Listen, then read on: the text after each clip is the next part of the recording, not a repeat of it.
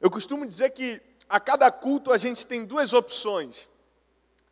A gente pode voltar para casa e continuar vivendo do mesmo jeito, ou então a gente pode voltar para casa completamente transformado. Porque é isso que acontece quando a gente tem um encontro real com Jesus. Eu costumo dizer também que o melhor tempero, irmão, preste atenção nisso, o melhor tempero é a fome. É por isso que Jesus vai dizer que a mesma semente ela foi lançada e ela caiu em 4 solos diferentes. Mas ela só germinou e frutificou em um dos solos. Sabe por quê? Porque não tem a ver com a qualidade da semente, mas tem a ver com a qualidade da terra que recebe. Não tem a ver com a qualidade do sermão ou do esboço que está aqui.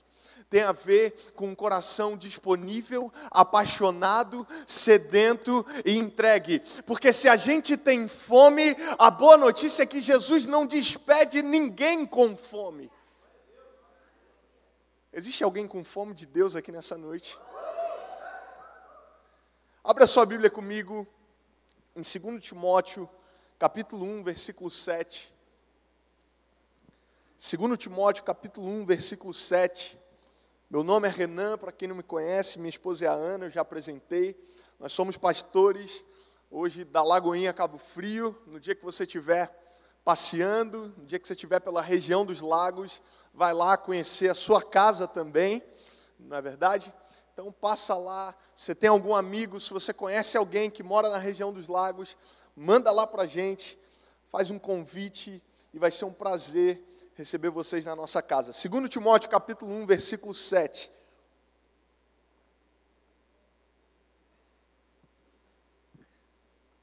Quem achou, diga glória a Deus. Quem não achou, fala misericórdia. Vamos ler? 2 Timóteo, capítulo 1, versículo 7. Esse versículo é muito famoso, muito conhecido, e ele é bem curtinho. Ele diz assim: pois Deus, Ele não nos deu espírito de covardia, mas de poder, de amor e de equilíbrio. Eu vou ler mais uma vez. Pois Deus não nos deu espírito de covardia, mas de poder, de amor e de equilíbrio. Feche seus olhos, vamos orar mais uma vez. Pai, nós te agradecemos pela sua palavra, porque só ela pode trazer vida para as nossas vidas. Jesus, a minha oração nessa noite, ela é muito simples. E eu te peço para que o Senhor pise nessa igreja hoje e faça aquilo que só você pode fazer, Jesus. Os nossos corações estão abertos. Nós queremos mais. Nós temos fome, nós temos sede e nós queremos sair e voltar para as nossas casas completamente transformados pelo poder que existe na sua palavra. Nós repreendemos todo espírito contrário ao seu.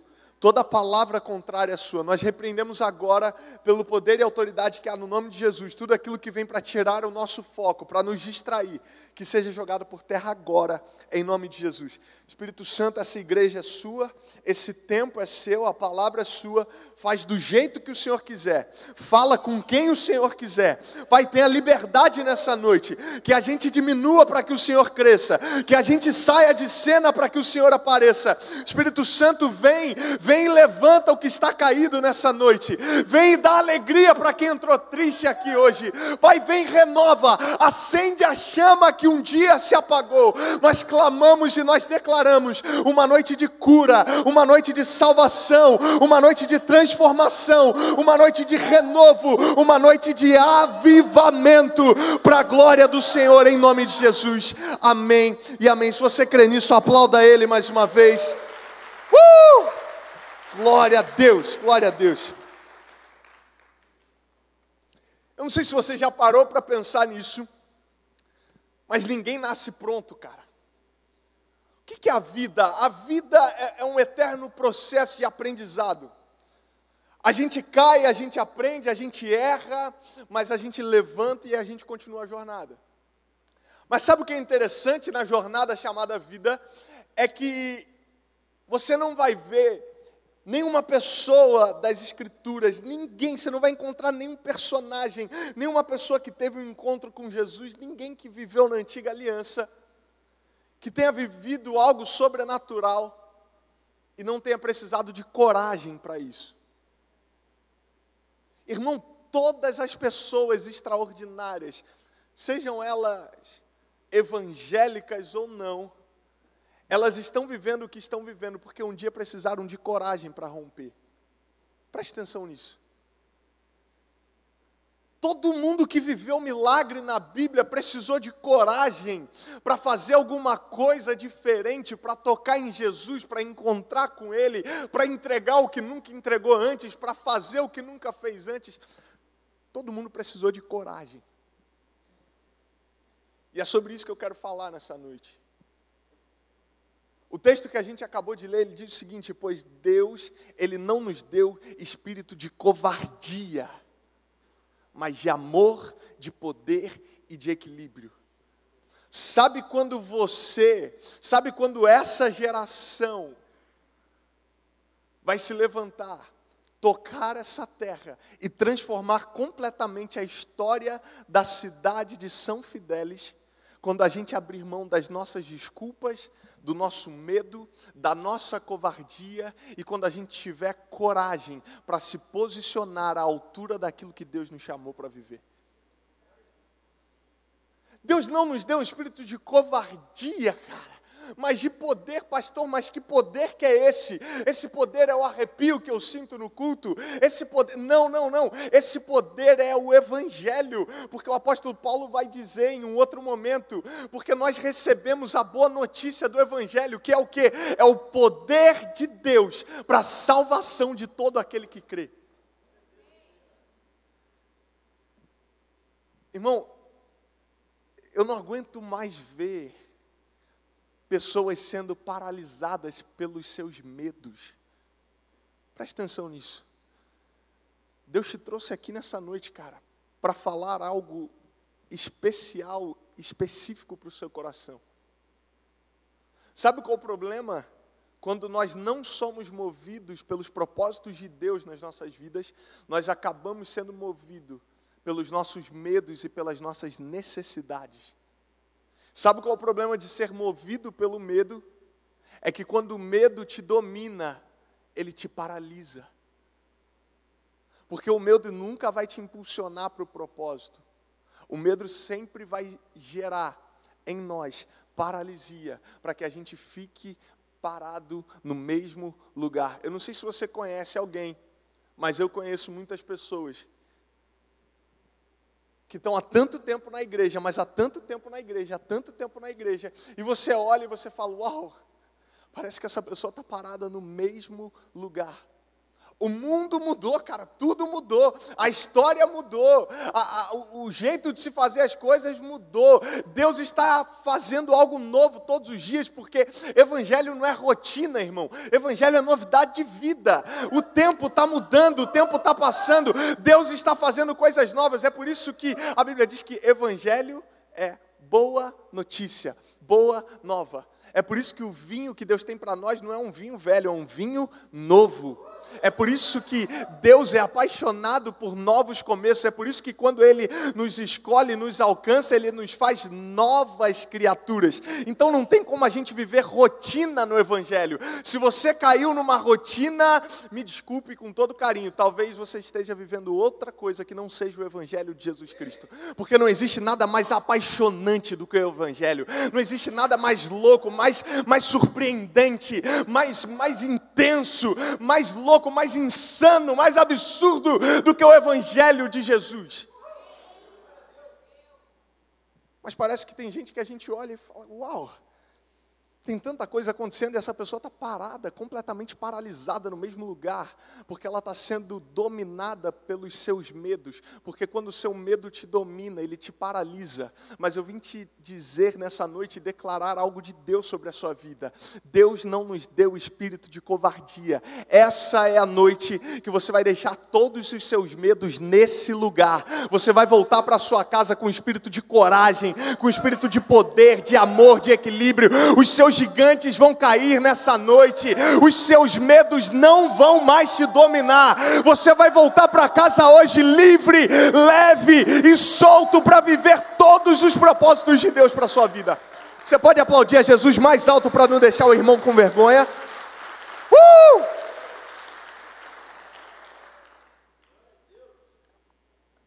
A gente precisa de coragem, cara. Você lembra dos discípulos na tempestade? Eles estão no meio da tempestade. A Bíblia diz que Jesus sobe um monte para orar e Jesus ordena que eles atravessem para o outro lado. Então eles entram no barco e eles estão no meio do mar, as ondas começam a se agitar, o vento começa a soprar forte, e quando eles se dão conta, eles estão no meio de uma tempestade, completamente desesperados. A Bíblia diz que eles estão dominados pelos seus medos. Sabe o que é louco? Primeira coisa que eu aprendo com os discípulos na tempestade é que estar no centro da vontade de Deus não te livra de ventos contrários. Foi o próprio Jesus que mandou que eles atravessassem para o outro lado. Talvez você esteja vivendo algo na sua vida que você está dizendo, meu Deus, mas será que isso é de Deus mesmo? Será que essa tempestade, mas por que está acontecendo isso? Foi Deus que me mandou para esse lugar? Foi Deus que me mandou fazer isso? Foi Deus que me... Eu tinha tanta certeza e tanto direcionamento que isso era algo de Deus, e parece que agora tudo que eu consigo enxergar é uma forte e grande tempestade. Deixa eu te falar uma coisa, irmão. O fato de você estar vivendo uma tempestade não significa que você tenha saído do centro da vontade de Deus. Porque durante muito tempo maquiaram o negócio para a gente, fizeram a gente acreditar num evangelho mar de rosas. Você quer ver um discurso muito famoso?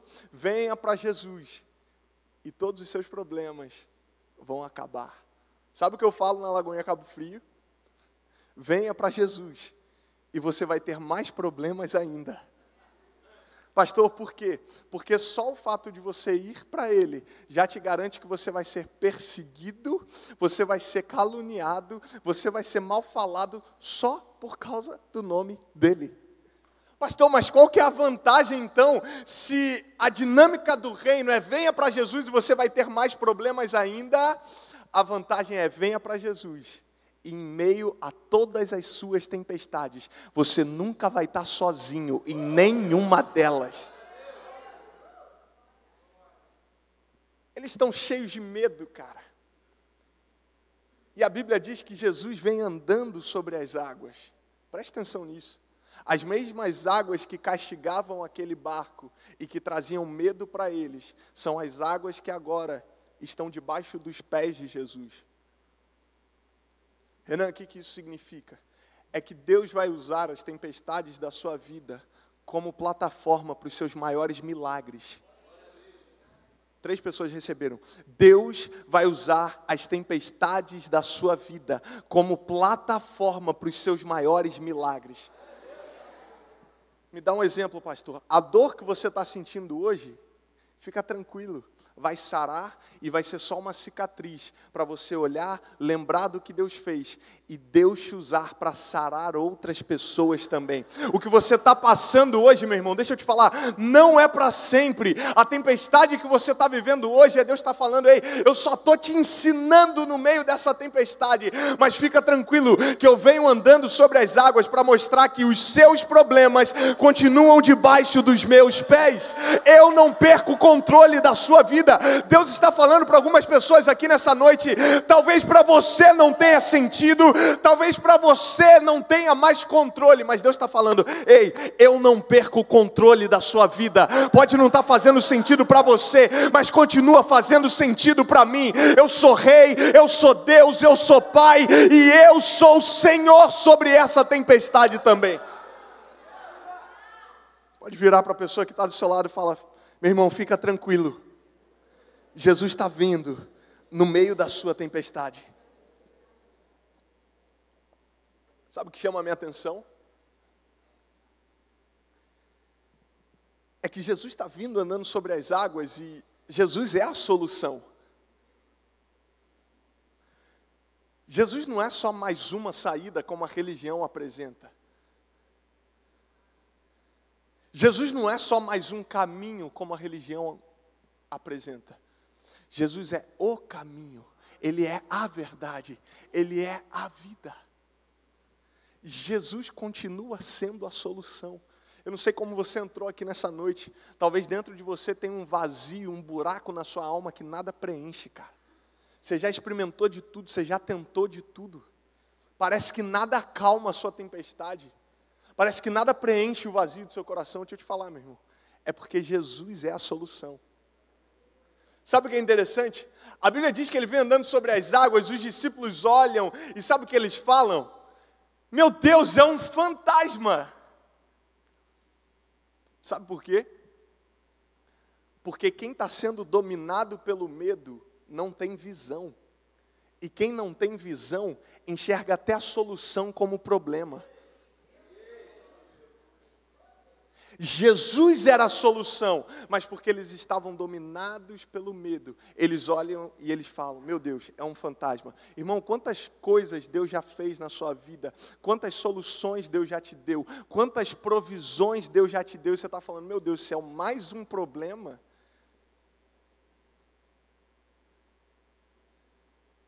Não chame a provisão de Deus de problema. Sabe essa pessoa que está lá no seu trabalho, que você está falando para Deus, Deus, me dá graça, Jesus, porque se o Senhor me der força, eu mato. Sabe essa pessoa? Alguns lembraram da sogra agora, não sei porquê, mas não faça isso, amém? E se essa pessoa está do seu lado, também não olhe para ela agora, continue olhando para mim, por favor. Sabe aquela pessoa que te irrita, cara, que te incomoda? Opa, desculpa, viu? A igreja estava linda, eu já cheguei avacalhando tudo, misericórdia. Perdoa, viu? Vou até chegar isso aqui um pouquinho para trás para não correr risco de derrubar tudo. Jesus. É que vocês são chique demais, gente, eu não estou acostumado, entendeu? Nossa igreja é num galpão, é um negócio mais rústico, mais raiz, né? Que é coisa linda. O que eu estava falando mesmo, que eu já me perdi? O que eu estava falando? Bom que ninguém lembra também, né? Você vê nessas horas que estava todo mundo prestando atenção na mensagem. Da sogra. Tem gente que a gente acha e fala, cara, mais um problema. E Deus está falando, não, essa pessoa é a provisão, é a minha provisão para a sua vida. Pastor, como assim? Porque existem pessoas que são como lixas de Deus na nossa vida.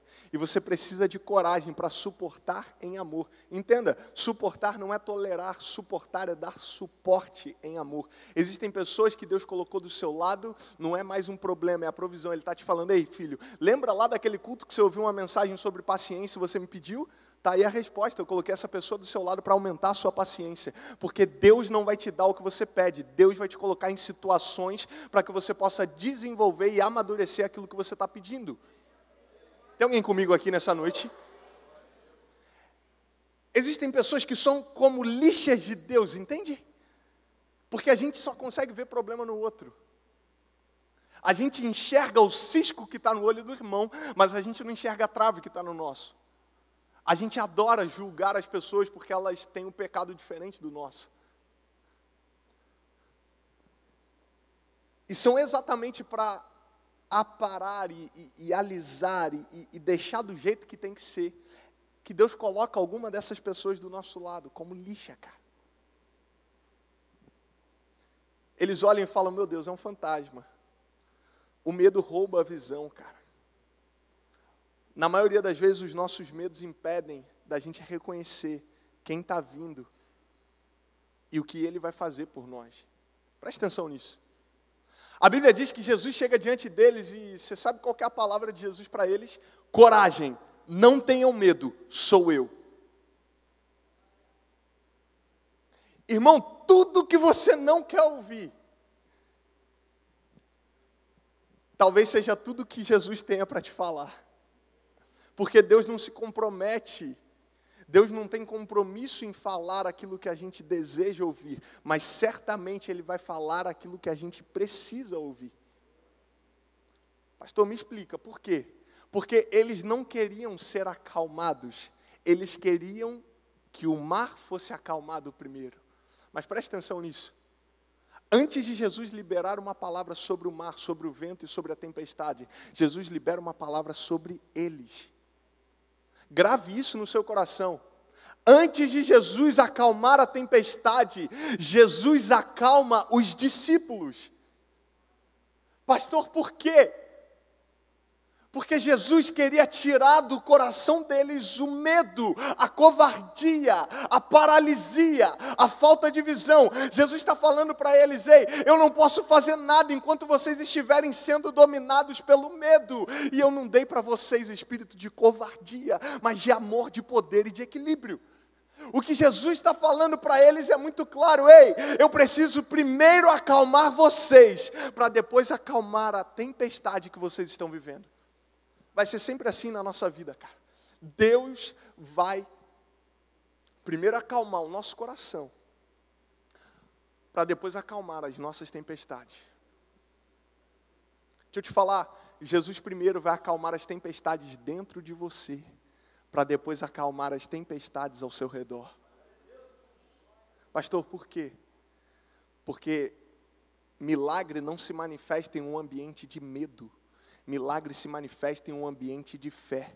Jesus está prestes a convidar Pedro para viver algo poderoso e sobrenatural. Mas é como se Jesus estivesse falando: peraí, antes de vocês verem algo sobrenatural, antes de Pedro andar sobre as águas, antes de eu falar para que esse vento e esse mar se aquiete, deixa eu falar para dentro do coração de vocês: coragem, não tenham medo, sou eu. Jesus está falando exatamente isso para algumas pessoas aqui nessa noite. Eu não sei como você entrou aqui hoje. Eu não sei qual é a sua angústia. Eu não sei qual é a sua depressão. Eu não sei quais são os seus medos. Eu não sei o que é aquilo que tem te paralisado. Mas Jesus manda te dizer nessa noite: coragem, não tenham medo, sou eu. Sabe qual é o problema? Eu preguei esses dias sobre o deserto lá na nossa igreja e eu falei o seguinte: existem desertos que Deus nos leva, existem desertos que Satanás nos leva, e existem desertos que nós mesmos criamos. Sabe qual é o problema? É que a gente confunde tudo. A gente está repreendendo desertos que Deus nos levou. A gente está aceitando desertos que Satanás está nos levando, e a gente não está reconhecendo desertos que nós estamos criando. Deixa eu liberar uma palavra de Deus sobre a sua vida nessa noite. Receba isso. Jesus não vai acalmar as tempestades que você mesmo está criando, cara.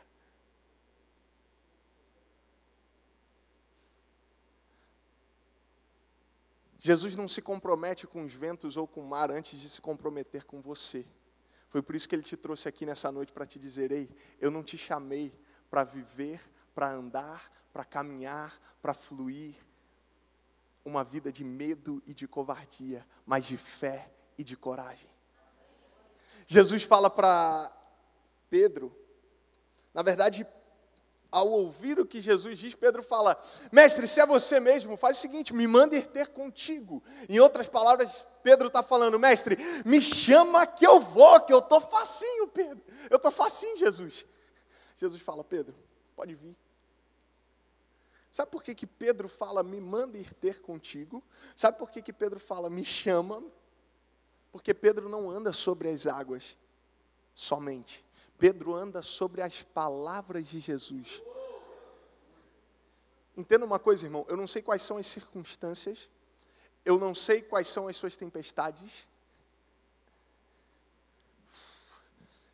Eu não sei se falta estrutura para cumprir aquilo que Deus te falou. Eu não sei se falta estrutura e recursos para cumprir o chamado. Eu não sei se falta estrutura e recursos para cumprir a visão, para cumprir a promessa. Mas deixa eu te falar, você não precisa de estrutura da terra se você tiver uma palavra do céu. Pedro não está caminhando simplesmente sobre as águas. Pedro está caminhando sobre as palavras de Jesus. E deixa eu te falar, meu irmão, toda vez que Jesus te chamar para sair do barco, o que Jesus está querendo fazer é o seguinte: você vai experimentar algo novo, porque todos nós queremos algo novo. Todos nós queremos viver e experimentar algo sobrenatural. Mas sabe quando isso acontece? Quando a gente deixa o barco. Porque é impossível viver no sobrenatural se a sua zona de conforto te prende e te limita dentro do barco. A Bíblia diz que Pedro, então, ele coloca o primeiro pé para fora do barco. E se a gente que deseja viver uma vida de coragem, a gente precisa se preparar para sair da nossa zona de conforto, cara. Sabe qual é a zona de conforto? É aquela que passa para a gente, que vende para a gente a ilusão, a falsa sensação de que está tudo bem, quando na verdade a gente sabe que não está. A gente sabe de coisas que precisam melhorar. A gente sabe de coisas que a gente precisa acertar na nossa vida. A gente sabe do que a gente precisa fazer. A gente não está mais pecando por conhecimento. Como é que é? Ignorância. Obrigado, meu querido. Deus te abençoe. A gente não está mais pecando por ignorância. A gente está pecando por negligência. A gente sabe o que precisa fazer, mas não faz. Se a gente deseja viver uma vida de coragem, a gente precisa se preparar para deixar o barquinho para trás, para tirar o primeiro pé e colocar sobre as águas. Irmão, fica tranquilo, você não vai ver um tapete vermelho, você não vai ver uma plataforma, você não vai ver uma estrutura para andar sobre as águas. Tudo o que você vai ter é uma palavra liberada de Jesus. E eu vim aqui te dizer nessa noite, para animar o seu coração e para te impulsionar. A palavra que você recebeu dele é suficiente. Pastor, mas eu não tenho nada, eu só tenho uma palavra. Quem foi que disse que você precisa de mais alguma coisa? Se você tem uma palavra liberada de Jesus, você tem tudo o que você precisa para sair do barco, para dar um passo pela fé e para começar a viver uma vida de milagres sobrenaturais. Vira para a pessoa que está do seu lado e fala: meu irmão, você não precisa de uma estrutura da terra, você já tem uma palavra do céu. Eu não consigo falar de coragem sem falar de Davi. 1 Samuel capítulo 16, você não precisa abrir para a gente ganhar tempo. Mas preste atenção. A Bíblia diz que Deus, ele fala com o profeta, e ele fala o seguinte: olha, você vai ungir Davi como rei. Você vai lá na casa de Jessé, seu pai. E você vai ungir Davi como rei. Samuel fala para Deus: ok, Deus, estou indo. Deus compartilha com Samuel, que já havia rejeitado Saul. Presta atenção, olhe para mim. E quando ele chega lá, ele encontra todos os irmãos de Davi.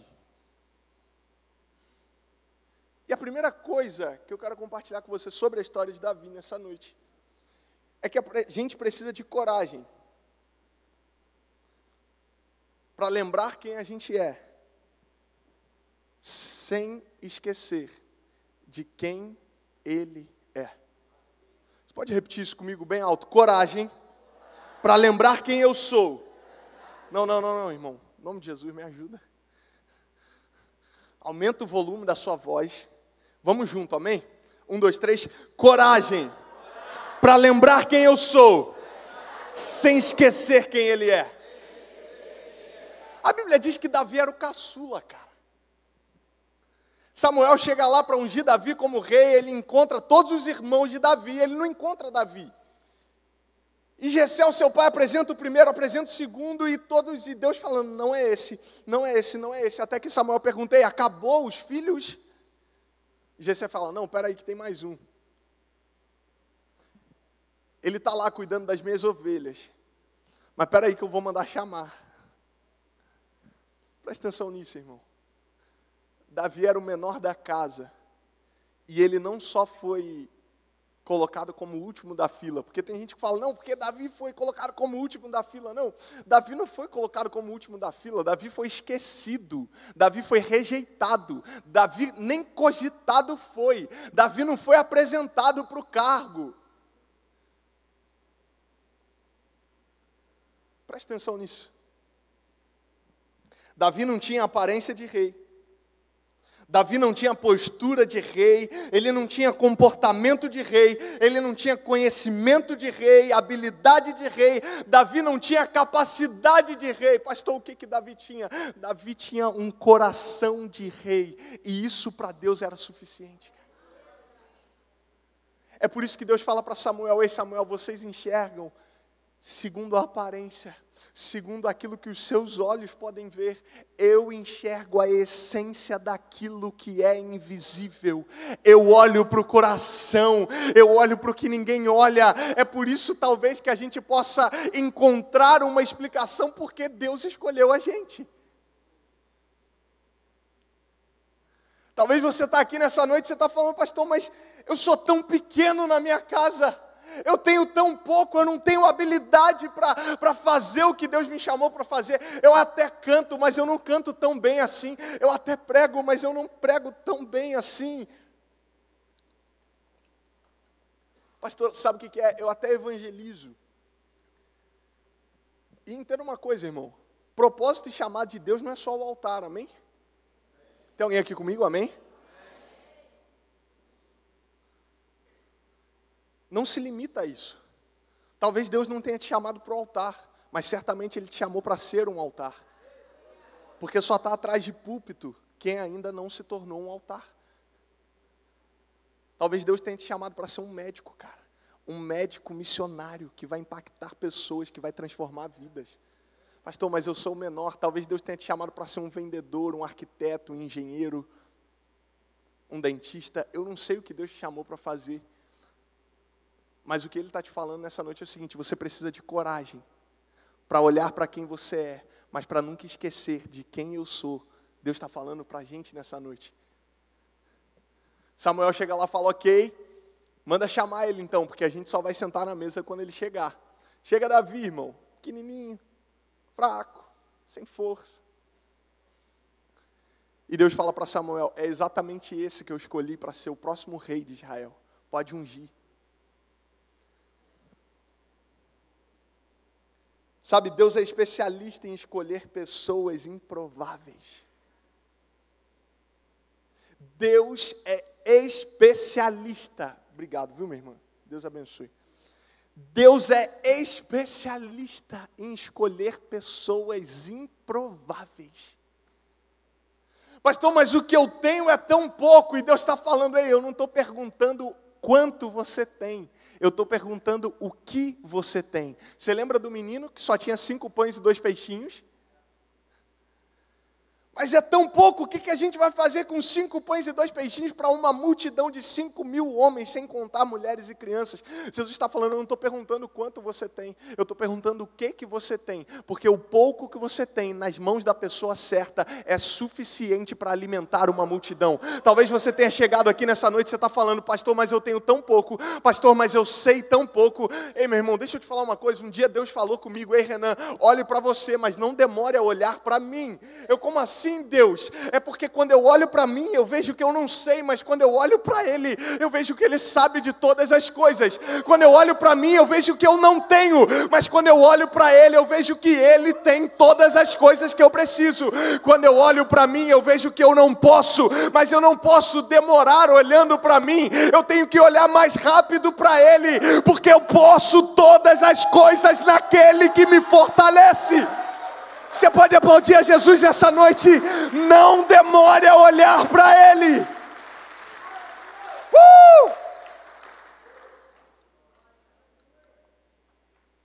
Deus está falando, o que você tem, cara? O que você tem? Eu não estou perguntando se você tem muito ou pouco, eu quero saber o que você tem. Ah, pastor, mas o que eu tenho é só um pouquinho de talento. Você colocar esse pouquinho de talento na mão de Deus, você vai ser uma bomba para São Fidélis, para o Rio de Janeiro, para o Brasil. Pastor, mas o que eu tenho assim, na verdade, pastor, o que eu tenho, isso não tem aqui não, tá? Só em Cabo Frio que tem esse tipo de discurso. O que eu tenho, pastor, na verdade são só umas mágoas assim com a minha antiga igreja, com a minha antiga liderança, porque eu me decepcionei, eu me frustrei, eu só tenho isso. Cara, entregue as suas mágoas para Deus. Porque elas já não eram para ser suas há muito tempo. Pastor, na verdade, tudo que eu tenho é um pouquinho do meu passado, sabe? Entregue o seu passado para Deus. Você quer uma boa notícia? Nem Deus se lembra mais do seu passado. Por que você está lembrando ainda, cara? Pastor, como assim? É para alguém essa palavra. Toda vez que você entra na igreja, Satanás tenta te acusar com tudo aquilo que você já fez. E você perde metade do louvor. É para alguém. Você perde metade do louvor se justificando para Deus. Por que você caiu? Deixa eu te falar uma coisa, irmão. Você não precisa se justificar para quem já te justificou, cara. Satanás está desde que você entrou aqui nessa noite sussurrando mentiras no seu ouvido, dizendo: você não pode, você não é digno, você não é capaz, eu sei o que você fez. Sabe o que você vai falar para ele nessa noite? Eu não sou mais movido pelo medo, eu não sou mais escravo do medo, eu sou filho de Deus. Ah, Satanás, você pode até saber o que eu fiz, mas eu sei o que Jesus Cristo fez por mim na cruz do Calvário. Não se apegue à sua perfeição, se apegue à perfeição dele, porque ele é fiel, ele é perfeito, ele é bom, ele é justo, ele é poderoso, ele não falha. Sabe qual é o problema da nossa geração? Sabe por que a gente está desistindo? Sabe por que a gente está caindo? Sabe por que a gente está ficando parado no meio do caminho? Porque a gente está querendo confiar no nosso amor por Deus. Deixa eu te falar, Deus não te chamou para confiar no seu amor por Ele. Pastor, como assim? Eu até cantei hoje para Ele que eu amo mais do que a prata, do que o ouro e mais do que a mim. A Bíblia diz que o coração do homem é enganoso. Pedro falou para Jesus: Jesus, você pode até ser crucificado, mas eu estou com você para o que der e vier. Nós é fechamento, estamos juntos, é nós. Irmão, Jesus é preso. Sabe o que acontece? A Bíblia diz que para se cumprir o que havia dito, feriram a ovelha e todos se dispersaram. Pedro que estava falando: Jesus não, crucificado, eu não vou deixar, eu estou com você. Pedro é o primeiro a correr, cara. Fica de longe observando, porque tem gente que não tem coragem nem para estar perto do lado de Jesus e nem para estar longe. Só fica de longe e nem para estar longe. Só fica a uma certa distância observando. Conhece gente assim? Gente que não tem coragem para estar do lado de Jesus, gente que não tem coragem para desistir da caminhada, que só tem coragem para andar a uma certa distância, observando. É a famosa mornidão espiritual. E sabe qual é o problema de todo morno? O problema de todo morno é olhar para o frio e achar que está quente.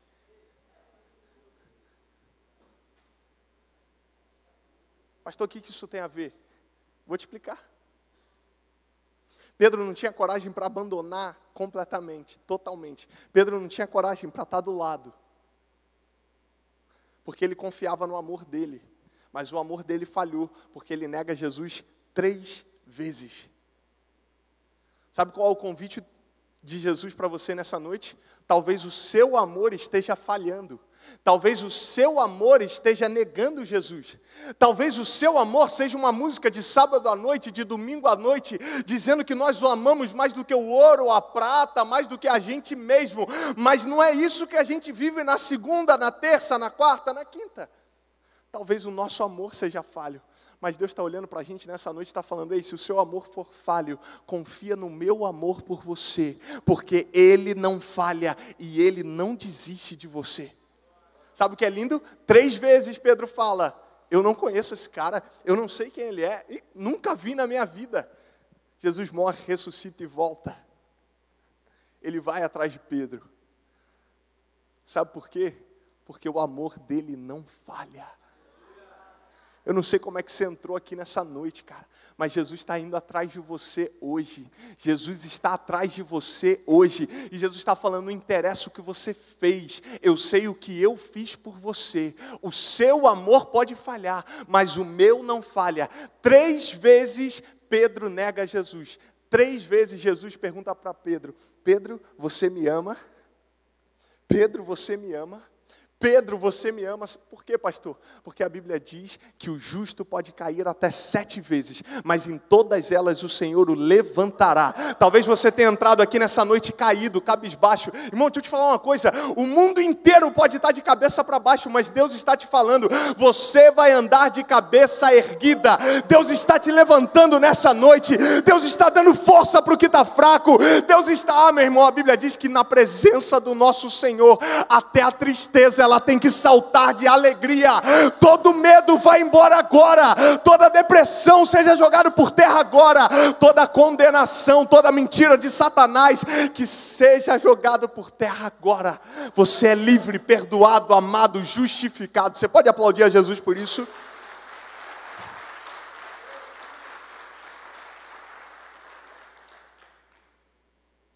Se você se acha adequado para fazer o que Deus te chamou, Provavelmente você não foi chamado para isso.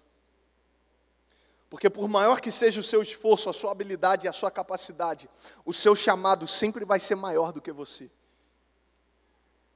Moisés era gago e foi chamado para libertar, como uma voz de liberdade para o povo. Jeremias era novo demais, não sabia nem o que falar. Gideão era o menor da sua casa. Isaías, ele lembrou que os seus lábios eram impuros. Abraão já era velho, a sua mulher era estéril.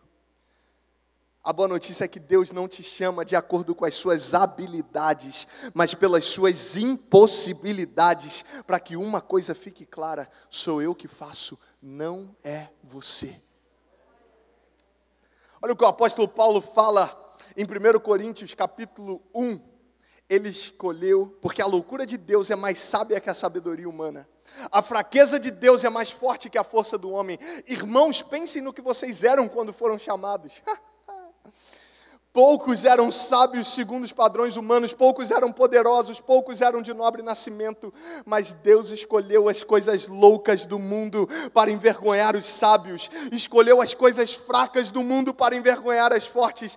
Ele escolheu as coisas insignificantes do mundo, as desprezadas, as que nada são, para reduzir a nada as que são, para que ninguém se vanglorie diante dele. É, porém, por iniciativa dele, que vocês estão em Cristo Jesus, o qual se tornou sabedoria de Deus para nós, isto é, justiça, santidade e redenção, para que, como está escrito, quem se gloriar, glorie-se no Senhor. Uma verdade que tem que fazer parte da nossa vida. Não tem a ver com você, irmão, não tem a ver comigo. Não é por causa da gente, é apesar da gente. Porque dele, por ele e para ele são todas as coisas. Porque dele, por ele e para ele são todas as coisas. A Jesus toda a glória. A Jesus todo o poder. A Jesus, o Rei da Glória, todo o domínio. A Ele todo o elogio. A Ele todo o louvor. A Ele toda a exaltação. Irmão, eu trato cada culto, cada encontro da minha vida, cada momento como esse, como se fosse o último. E eu tenho um cuidado, eu peço sempre para Deus, assim como João Batista disse, que eu diminua, Senhor, para que o Senhor cresça, porque não tem a ver com a gente, não é o nosso nome que tem que ser conhecido, é o nome de Jesus que tem que ser revelado. Por isso que tem tanta gente preocupada com o seu próprio ministério. Fala para a pessoa que está do seu lado: irmão, Deus não te chamou para ter um ministério. Pode falar, irmão. O meu ministério, o meu ministério, o meu ministério. Só existe um ministério, cara. O ministério de Jesus na terra. Ou a gente participa desse ministério, ou a gente vai ter que procurar outra coisa para fazer. Não existe um meu ministério, porque o meu ministério, porque a minha equipe, não, porque a minha célula, não, porque o meu ministério. Deixa eu te falar, irmão, a gente tem a triste mania de achar que Deus só está se movendo naquilo que a gente está fazendo, cara. Deus está se movendo por toda a terra, porque o ministério é dele, não é nosso. Você pode sacudir a pessoa que está do seu lado e falar: meu irmão, participe do ministério de Jesus, cara. Olhe para você, mas não demore a olhar para Ele, porque tem tudo a ver com Jesus. Segundo lugar, eu vou correr, eu prometo. Coragem para me posicionar diante do gigante. Sabe o que é interessante? Davi é ungido rei. E a Bíblia diz em 1 Samuel capítulo 17, só para você entender o cenário e o contexto do que está acontecendo. A Bíblia diz que o exército filisteu está de um lado, tem um vale, e do outro lado o exército de Israel, do povo de Deus. E eles começam a gritar. Um homem se levanta e começa a desafiar. O nome dele é Golias, você já sabe, ele tem quase 3 metros de altura. E ele faz uma proposta, um desafio, ele começa a afrontar o povo de Deus. E durante 40 dias, 2 vezes por dia, o desafio dele é o seguinte: olha, ao invés de um exército lutar contra o outro, deixa eu ir e manda um só de vocês. A gente luta e quem vencer, o povo que perder se torna escravo do outro, ok? Irmão, a proposta parece maravilhosa, se você não levar em consideração que o camarada tinha 3 metros de altura, uma armadura que pesava 67 quilos e só a ponta da sua lança pesava 7. E para fechar o pacote, ele ia com um escudeiro na sua frente. A Bíblia diz que Davi, ele recebe uma missão do seu pai. Jessé chega para Davi e fala o seguinte: Davi, seus irmãos estão lá no campo de batalha, no campo de guerra, eles estão lá concentrados, leva essa marmitinha aqui para eles. Presta atenção nisso, irmão. Vamos fluir junto, em nome de Jesus. Vem comigo nessa história, isso é poderoso para a gente hoje. Jessé faz a marmitinha para Davi entregar, Davi chega no campo de concentração, os irmãos dele estão lá, e ele vai entregar, só que ele ouve a afronta de Golias. Antes da gente seguir com o texto, preste atenção numa coisa. Davi está fazendo algo muito simples. Davi só está entregando uma marmita. Mas é exatamente no caminho da obediência que surgem oportunidades extraordinárias. Irmão, entenda uma coisa. Quem não está disposto a entregar marmita, não está pronto para ser rei de todo um povo. Sabe qual é o problema da nossa geração? É que a gente está atrás do microfone, a gente está atrás do púlpito, a gente está atrás da fama, a gente está atrás dos seguidores no Instagram. Sabe qual é o problema da nossa juventude? É que a gente está mais preocupado em quantos likes a gente vai receber na última foto que a gente postou, do que se Deus está de fato olhando e aprovando a conduta e o nosso estilo de vida. Você viu que o glória a Deus diminuiu, né? Viu que o amém já deu uma enfraquecida.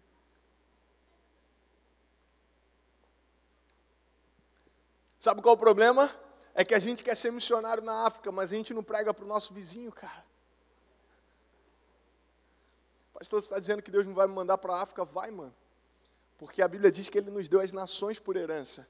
Mas deixa eu te falar, antes de ir para a África, antes de ir para qualquer outro lugar, arrume a sua cama primeiro. Sua mãe vai te dar parabéns, vai ficar muito feliz por isso.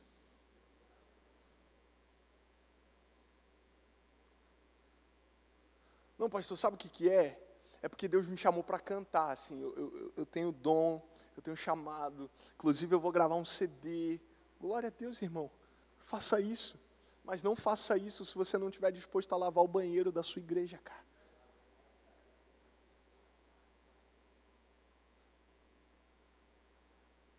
A nossa geração é a geração que quer o trono. A nossa geração é a geração que quer a coroa. Mas não é a geração que quer entregar a marmita. Deixa eu te falar, irmão, nem Jesus foi da manjedoura para a cruz. Se Jesus, que era Jesus, meu filho, ficou 30 anos se preparando para fluir em 3, por que a gente quer se preparar em 3 e fluir em 30? Eu não consigo imaginar Jesus correndo atrás de oportunidade, cara. Sabe por quê, irmão? Quem tem um chamado não corre atrás de oportunidade. Quem tem um chamado faz a oportunidade acontecer. Não, estou esperando, pastor, assim, eu saí daquela igreja porque aquela assim não tem muita oportunidade, sabe? São sempre as mesmas pessoas. Eu estou esperando um cargo para começar. Na verdade, assim, eu até tenho chamado, eu vou fazer alguma coisa, mas eu estou esperando um título. Deixa eu te falar, irmão, Deus só unge quem está fazendo. Por que você acha que Davi, que foi ungido rei, todos os irmãos estavam em casa e ele estava cuidando das ovelhas do pai? Porque Deus não chama desocupado. Deus muda a ocupação dos que são chamados. Sabe qual é a maior desculpa que a gente dá para Deus? Deus, eu não vou fazer nada agora não, porque eu quero assim receber, eu quero ter certeza da sua vontade. O pastor falou que eu perguntei para ele quanto tempo que eu tinha. Ele falou, fica à vontade, como se fosse na Lagoinha Cabo Frio. Eu estou à vontade, viu, pastor? Eu levei a sério, viu? Estou brincando, já estou terminando. A gente não quer passar pelo processo, a gente só quer o cumprimento da promessa, cara. Não, Deus, eu não vou fazer nada não, porque eu não quero fazer nada que não seja a sua vontade. Sabe qual é o problema da nossa geração? É que abriu mão de todos os seus sonhos para viver os sonhos de Deus, mas não descobriu até agora quais são os sonhos de Deus. É como se a gente chegasse e falasse, Deus está aqui, todos os meus sonhos eu te dou, eu te entrego, está no seu altar, eu quero a sua vontade, eu quero o que o Senhor tem para mim, eu quero os sonhos, eu quero... E aí eu pergunto, irmão, e aí o que você está fazendo, o que você está sonhando, o que você está projetando, no que você está envolvido, engajado, o que você está produzindo, o que você está fazendo. Não, pastor, eu estou esperando assim, saber qual que é a vontade de Deus. Irmão, deixa eu te falar, cuidado para os sonhos de Deus não se tornarem uma desculpa de quem não tem sonho nenhum, cara. Você lembra quando o cego começa a clamar, Jesus, Jesus, filho de Davi, tem misericórdia de mim. Jesus, Jesus, filho de Davi, tem misericórdia de mim. Jesus chama ele, o que Jesus pergunta? O que queres que eu te faça? Porque Deus só vai te levar em algum lugar se você sabe aonde você quer chegar. Se a gente não sabe aonde a gente quer chegar, qualquer lugar tá bom. A gente abriu mão de todos os nossos sonhos para viver os de Deus e até agora a gente não sabe quais são os sonhos de Deus e a gente não está vivendo sonho nenhum. E Deus está falando para nós nessa noite, ei, não tenha medo, volte a sonhar. Pastor, mas e se o meu sonho for diferente do sonho de Deus? E se a minha vontade for diferente da vontade de Deus? Deixa eu te falar, não tenha medo se a sua vontade for diferente da vontade de Deus. Como assim, pastor? Você lembra de Jesus? Jardim de Getsemane, prestes a ser crucificado. Sabe o que ele fala? Ele chega diante do Pai, ajoelhado, com a sua alma aflita e angustiada, suando gotas de sangue, e ele fala o seguinte: Pai, se for possível, afasta de mim esse cálice. Sabe o que Jesus está deixando muito claro para a gente? Ele está falando, Pai, essa daqui é a minha vontade. Se for possível, afasta de mim esse cálice. Mas, contudo, que não seja feita a minha vontade, mas que seja feita a sua vontade. Deixa eu te falar, irmão, não tenha medo de ter uma vontade diferente da vontade de Deus. Tenha medo de não colocar a vontade de Deus sobre a sua. Esteja sempre pronto para sonhar, mas sempre disposto para renunciar também. Porque uma geração sem sonhos é uma geração que morre. A minha pergunta nessa noite é: quais são os seus sonhos para a cidade de São Fidélis, cara? Quais são os problemas, as causas sociais dessa cidade? Onde estão os rejeitados? Onde estão os desabrigados? Onde está o povo que ninguém quer em São Fidélis? Quais são os seus sonhos de empreendedorismo, de produção? Me fugiu a palavra agora, mas você está entendendo o que eu estou querendo dizer. Quais são os seus sonhos para afetar essa terra, para mudar o destino dessas pessoas, para sarar a terra que um dia foi ferida? Quais são os seus sonhos? Pastor, sabe o que é? Eu já cansei de sonhar e Deus não realiza sonho nenhum meu.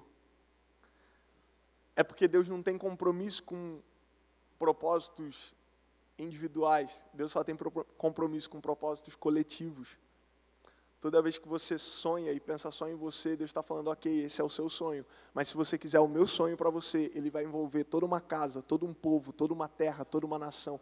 Cara, eu não sei porquê, eu não costumo falar isso, mas eu sinto de Deus tanta graça e é tão violento o que Deus pode fazer através dessa igreja e da sua vida para essa cidade que talvez vocês não tenham noção. O Espírito me impulsiona a falar sobre a cidade de São Fidélis. Eu não sei o que é, vocês vão discernir, vocês vão orar, vocês vão entender depois. Eu só estou transmitindo a mensagem. Mas Deus te chamou para mudar a realidade dessa cidade. Eu posso ouvir um glória a Deus por isso? Davi está no campo da guerra entregando a marmita. E ele ouve o gigante. Sabe o que é interessante? É que Davi podia ter voltado para casa e fingido que não era com ele. Sim ou não? Sim ou não? Davi podia ter falado, rapaz, eu só vim aqui entregar minha marmita, cara. Isso não é comigo, não. Tem um tanto de soldado aqui. Não, eu vou voltar para casa. A Bíblia diz que Davi chega lá. Ele ouve e ele pergunta, peraí, quem que vai ganhar? Quem derrubar esse gigante? Cara, é grande, eu estou vendo, mas o que vai ganhar? Qual que é a recompensa? E a segunda pergunta de Davi é a que eu sou apaixonado e quero chamar a sua atenção para ela hoje. Davi pergunta, quem é esse incircunciso para afrontar o povo de Deus? Sabe por que tem muita coisa que não muda na nossa vida? que a gente ouve os gigantes falando, a gente ouve as afrontas dos nossos gigantes e a gente volta para a casa do papai como se nada tivesse acontecido. A gente ouve as afrontas dos gigantes e a gente volta para casa e fala, não, quer saber? Isso não é comigo não, cara. Deixa isso para eles resolverem. Minha pergunta nessa noite é, quais são os seus gigantes? O que tem te deixado com medo? O que está tentando te destruir? O que está tentando te derrubar? O que está tentando te desanimar? Talvez o seu gigante não seja um divórcio, uma crise financeira. Talvez o seu gigante seja a masturbação, cara. Talvez o seu gigante seja a língua, porque a gente consegue dominar tudo, mas Tiago está falando, a gente não consegue dominar a própria língua, e tem gente que parece que a língua não cabe dentro da boca. Eu prometo que vocês me chamarem de volta, eu vou pegar mais leve, viu? É porque quando ele falou que eu podia me sentir na Lagoinha Cabo Frio, eu me empolguei, mas eu prometo que se rolar um segundo convite, eu vou pegar mais leve. Talvez o seu gigante, cara, seja a pornografia. Talvez o seu gigante seja a rejeição. Talvez o seu gigante seja a falta de recurso. Talvez o seu gigante sejam os seus medos. E deixa eu te falar, na maioria das vezes, os nossos gigantes são menores do que a gente. Eles só crescem porque são alimentados pelo nosso medo. O nosso medo é alimento para o nosso gigante. Ele era tão pequenininho, mas hoje já está maior do que a gente, porque foi alimentado pelos nossos medos. Talvez o seu gigante seja a inconstância, porque um dia você sai da igreja querendo falar de Jesus para todo mundo, mudar o mundo, incendiar a terra, mas no outro você acorda e você não sabe nem quem você é. Por falar em constância, eu comecei a malhar essa semana, segunda-feira. Fui eu e a Ana, cheio de gás, cheio de vontade. Falei, agora vai, Ana. Vamos lá, funcional. Levantei cedo, fui tudo bonitinho, arrumadinho. Só fui na segunda, irmão. Só fui segunda, não fui mais. Mas semana que vem eu vou começar de novo. Porque a gente é inconstante demais. A gente sai de alguns cultos, de algumas conferências e a gente, uau. Talvez o seu gigante seja o seu pai que te abandonou. Talvez o seu gigante seja a hipocrisia. Porque na igreja você veste uma máscara e quando sai daqui, Deus sabe quem você é. Quando você está sozinho, quando ninguém está vendo. Talvez o seu gigante seja a fofoca. Talvez o seu gigante seja um dedo apontado. Deus não chamou a gente para apontar dedos. Deus chamou a gente para abrir os braços, cara. E abraçar pessoas. Vira para a pessoa que está do seu lado e pergunta, meu irmão, qual que é o seu gigante?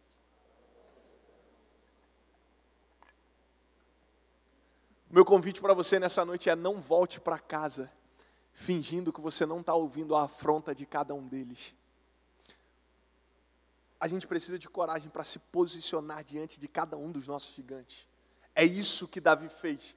Davi não finge que não tem nada acontecendo. Davi não finge que está tudo bem. Davi ele pergunta, quem é esse incircunciso? Sabe por quê? A circuncisão era o símbolo da aliança de Deus com o seu povo.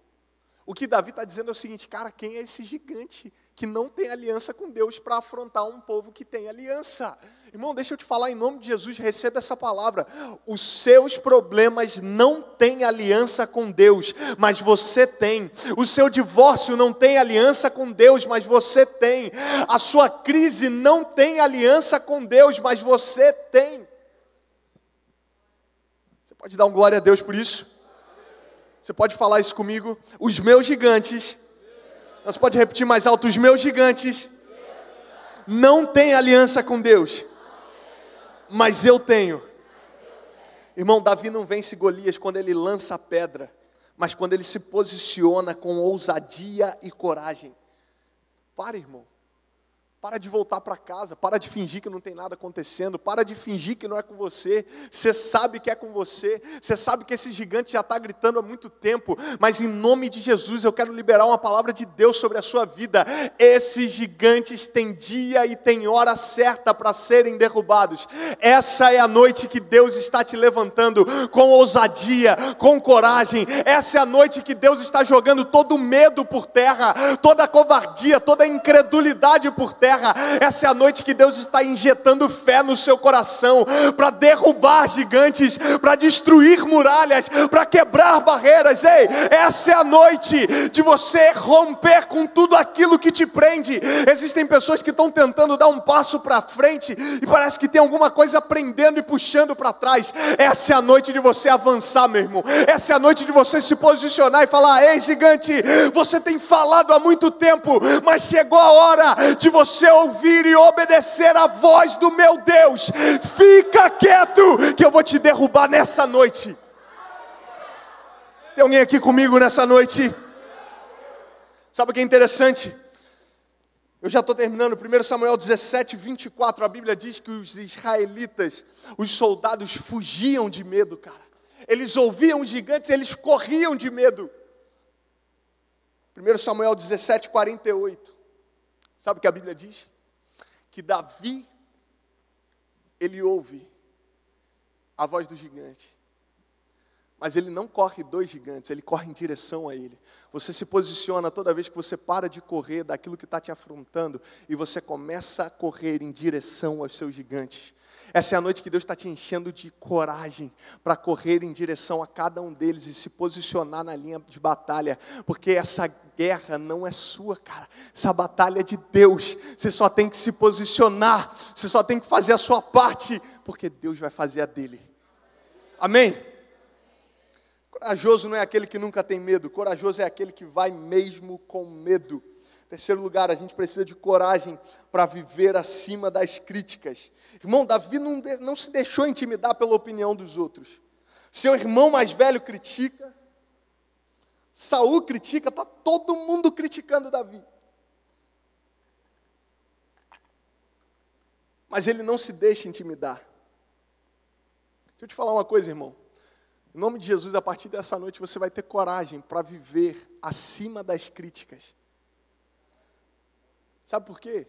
Porque se a gente se preocupar muito com as críticas, a gente acaba querendo agradar todo mundo. E quem agrada a todo mundo acaba desagradando a Deus, cara. Você quer saber onde está o seu coração? É só você olhar para quem você mais se preocupa em agradar. Você está mais preocupado com a aprovação de quem? A gente está mais preocupado com a aceitação de quem? Não, pastor, sabe o que é? Eu tenho que falar desse jeito agora, assim, mais descolado, tem que usar essas gírias, porque a galera toda faz assim, senão eu não vou ser aceito. Não, pastor, eu tenho até que fazer uns negócios diferentes, botar uma blusa longa agora, usar uma calça mais apertada para ser aceito, porque a moda está assim, a galera está assim, senão eu não vou ser aceito. Talvez você tenha sido rejeitado a sua vida inteira, mas deixa eu te falar, não interessa quem te rejeitou, interessa quem já te aceitou, cara. Davi é a sua vida inteira criticado, mas a gente precisa de coragem para viver acima das críticas. Ele é criticado pelos seus irmãos, ele é criticado por Saul, inclusive. Sabe o que Saul fala para ele? Rapaz, você é novo demais, não tem como você fazer isso, você não tem capacidade. Faz o seguinte, vou te ajudar. Deixa eu colocar uma armadura aqui em você. Deixa eu colocar a minha armadura em você para você se proteger. Sabe o que a Bíblia diz? Que Davi não consegue sair. Alguém me ajuda em nome de Jesus. Davi não consegue sair do lugar, cara. Por quê? Porque era pesado demais. Toda vez que a gente tenta fluir com algo que Deus deu para o outro, mas não deu para a gente fica parado no mesmo lugar, porque é pesado demais. Deixa eu te falar, irmão, as armaduras de Saul não são para você. Não tente fluir com algo que Deus deu para outro. Não tente fazer, não, porque fulano faz assim, eu vou fazer assim também. Eu tenho que ser aceito. Deus um dia me falou, Renan, você já parou para perceber que... E ele falou comigo, viu? Para mim. Quem busca ser aceito por todo mundo, provavelmente já foi rejeitado por alguém. Coragem para viver acima das críticas, porque só vai te criticar quem não conhece o seu propósito. O irmão mais velho não conhecia o propósito. Ninguém conhecia o propósito. Irmão, não espere que todo mundo entenda o que Deus deu só para você. Você está confuso falando, pastor, mas está todo mundo criticando, Deus me deu essa visão, Deus me deu esse sonho, Deus me deu esse projeto. Se Deus deu para você, é você que tem que entender. Deixa todo mundo criticar, deixa falar o que quiser. O que interessa é o que Deus já falou a seu respeito. Você conhece a história do jumentinho? Quem conhece a história do jumentinho? Conhece? A história do jumentinho diz o seguinte: o avô queria ensinar o neto a montar no jumentinho. Ele coloca o neto e ele começa a andar. E ele passa na frente de um grupo de pessoas e as pessoas falam: uau, caramba, um velhinho puxando um jumentinho e uma criança em cima. Olha que folga, tadinho desse velhinho, né? O avô fica incomodado, fala: caramba, vou trocar. Ele chega: ô netinho, eu vou te ensinar a montar nesse jumentinho de outro jeito. Eu vou em cima e você vai puxando, beleza? Beleza. Então ele muda e faz a mesma coisa. Ele passa na frente de um outro grupo de pessoas e eles falam o seguinte: rapaz, você vê, né? Que velhinho folgado. Em cima do jumentinho, botando a criança para puxar. Isso é um absurdo. Isso é um absurdo. Criança nova dessa, um velhinho, coitado. O avô fica incomodado com aquilo, ele desce, ele fala: netinho, vamos fazer o seguinte. Vamos nós dois a pé, então. Vamos nós dois puxando o jumentinho. Acho que vai dar certo assim, beleza? Beleza. Vai os dois puxando o jumentinho, passa na frente de outro grupo de pessoas e fala: você vê que desperdício, né? Dois bobos. Andando a pé com o jumentinho livre. Podendo alguém usar, descansar, não. Os dois andando a pé e o jumentinho livre, sozinho. O avô fica incomodado, fala: rapaz, não tem mais o que fazer. Vamos nós dois, então, para cima desse jumentinho, que esse jumentinho vai ter que aguentar a gente. Sobe os dois em cima do jumentinho e eles começam a andar. Passa na frente de outro grupo de pessoas e eles falam: tadinho do jumentinho, rapaz. Você vê, pobre coitado desse jumentinho. Irmão, moral da história, você não vai conseguir agradar todo mundo, cara. Sempre vai ter alguém para falar alguma coisa de você. Se nem Jesus agradou a todo mundo, por que a gente acha que vai agradar? Deus vai te dar coragem para viver acima das críticas. Sabe por quê? Porque toda crítica revela uma inveja e denuncia uma frustração. Na verdade, quem está te criticando só queria ser como você e não é. É uma frase boa, viu? Para você botar no seu Facebook, no seu Instagram, aquelas indiretas gospel, tá ligado?